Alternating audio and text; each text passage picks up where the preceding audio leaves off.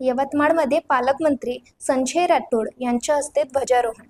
महाराष्ट्र राज्याच्या 66व्या स्थापन दिनानिमित्त यवतमाळमध्ये पालकमंत्री संजय राठोड यांच्या हस्ते ध्वजारोहण झाले।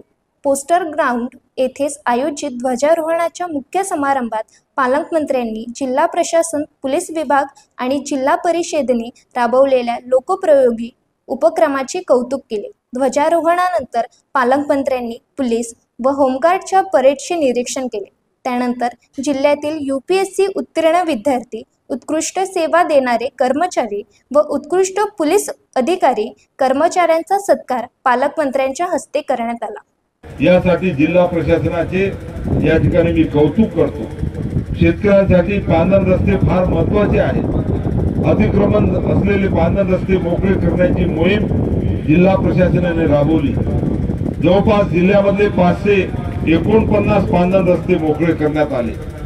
मोकळे करण्यात आलेल्या या पांधन रस्त्याचे मजबूतीकरण देखील आपण या ठिकाणी करतो आहे। जिल्हा परिषदेच्या वतीने शेष फंडातून विविध प्रकारच्या योजना राबवण्यात येते। या योजनेच्या गतिमान अंमलबजावणीसाठी योजना लाभार्थी हे पोर्टल तयार करण्यात आलेले आहे। पोर्टलवरच अर्ज स्वीकारून मंजुरीची संपूर्ण प्रक्रिया होणार असल्याचे नागरिकांना आता तालुका आणि जिल्हा स्तरावर जावे लागणार नाही। पारदर्शक व जलद गतीने शेष फंड योजनेचा लाभ या ठिकाणी मिळणार आहे। आणि यासाठी सुद्धा जिल्ह्याचे जिल्हा मुख्य कार्यकारी अधिकारी सन्माननीय मंदार पत्की यांचं मी कौतुक करतो। जिल्हा पोलीस अधीक्षक कुमार चिंता यांनी ऑपरेशन प्रस्थान हा अतिशय चांगला उपक्रम सुरू केला आहे।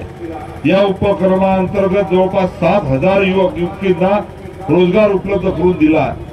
महिला सुरक्षा सबलीकरणाच्या अंतर्गत देखील आत्मसंरक्षणाचे प्रशिक्षण दिले जात आहे।